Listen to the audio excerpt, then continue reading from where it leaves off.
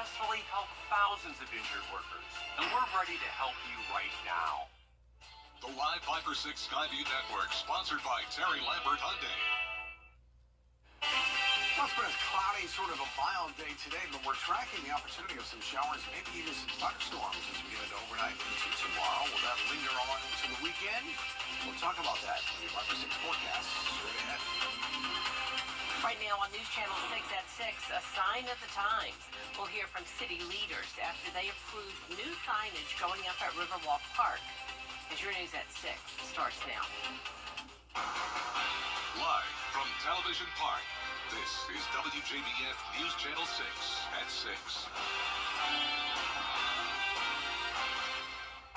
Good evening, everyone. I'm Jenny Montgomery. Brad has the day off. Thanks for joining us. Coverage you can count on begins with the Richmond County School System announcing some major changes that will happen over the next few years. This is part of the proposed 5-year facilities master plan that was released last week. The plan calls for some schools to merge, meaning that some would be closing if things move forward. The two notable schools closing would be Josie and Glen Hills High Schools. School leaders say the plan is simply a rough draft, but the hope is to benefit everyone involved. It's not done to erase the memory of any school name. It's not done to upset parents. It's not done to change our busing schedules. What it's done is to take full advantage of what programs these schools will have in them for the students who are attending school today. The Board of Education will have public information sessions with families in the coming weeks. The first will be at A. Bryan Mary Elementary School on March 4th. It is time now for our first check of the forecast, and for that we check in with our chief meteorologist, Tim Miller. Jenny, here we are. Details of all that in just a few minutes. Jenny. All right, we appreciate it, Tim. The long-awaited construction at exit 190 in Columbia County is underway. The exit and parts of neighboring roads are closed for 4 days. Hannah Latier joins us now from Lewiston Road at I-20 to give us the updates. Hannah, it's construction that started today at noon. That's right, Jenny, and crews are still out here getting everything cleared away to start construction on what will be a diverging diamond interchange. It will make it easier for cars to turn left on and off the interstate. The exit 190 interchange and overpass and parts of Lewiston Road and Horizon South Parkway are closed. The road work is putting drivers I spoke to today out of their way, but they hope the finished product will reduce traffic.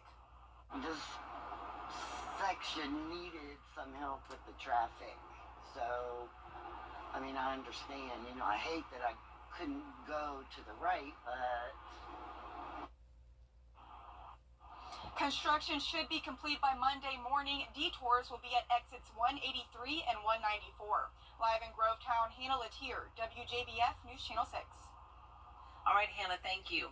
It's been 4 months since Augusta renamed Riverwalk in honor of former Augusta Mayor Ed McIntyre, and the name change means a change of signs. George Escala has more.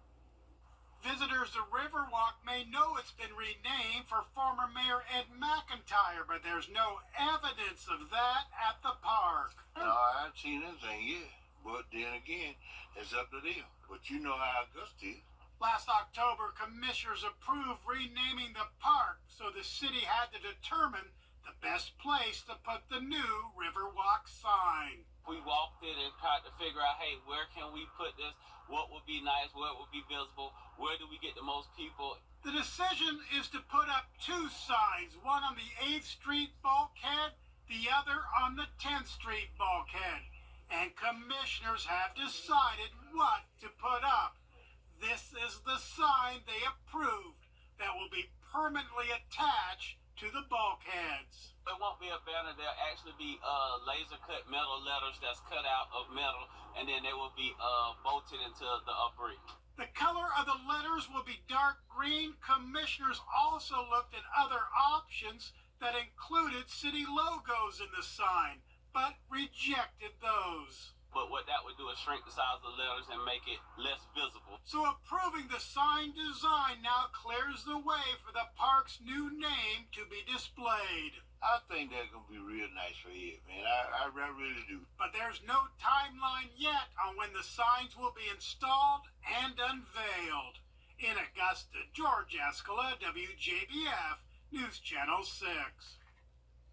An attempted cop killer in Burke County has been sentenced to nearly 300 years in prison. In November of 2022, officers responded to a home on Southside Drive after a woman reported being assaulted by the father of her children. When deputies arrived, 33-year-old Kevin McCardle opened fire on them while holding two children in his arms. Officers returned fire, striking McCardle in the leg. Today, he was found guilty on 25 counts and sentenced to 270 years in confinement. A shooting investigation is underway in Aiken County. It happened just after midnight on Westminster Way in Beach Island. Investigators say they found a man who was shot in the stomach. The victim was taken to the hospital with critical injuries. No suspect information has been released. The death of an Augusta man has now been ruled a homicide. The coroner tells us 31-year-old Demond Parrish died from a gunshot wound. Parrish was found dead in Aiken County over the weekend after being missing since January 8th. 21-year-old Caleb White is wanted for questioning in Parrish's death.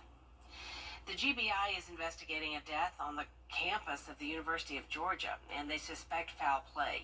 Investigators say they got a call just after noon from someone who was concerned after their friend never came home from a morning run. They searched the intramural fields and found a woman's body with visible injuries in the woods near Lake Herrick. So far, the woman's identity has not been released. Investigators need your help finding a missing woman in Richmond County. They're looking for 34-year-old Caitlin Rouse. She's on your screen just now. She was last seen February 19th on Roxbury Court. Rouse has cerebral palsy and needs her medication. Anyone with information should contact the sheriff's office. A historic hate crime trial involving the death of a transgender woman from Allendale is continuing in Columbia. Dakwa Ritter is accused of killing Dime Doe, who was born a male but identified as a woman.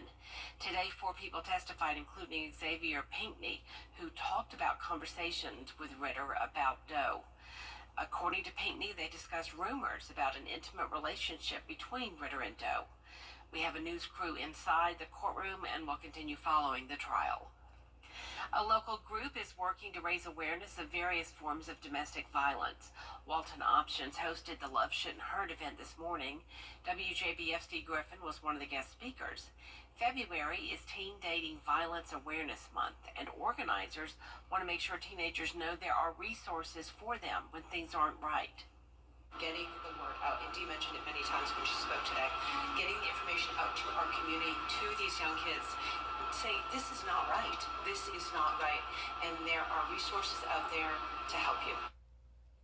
Wheeler specifically pointed out Safe Homes of Augusta as a resource for domestic violence victims.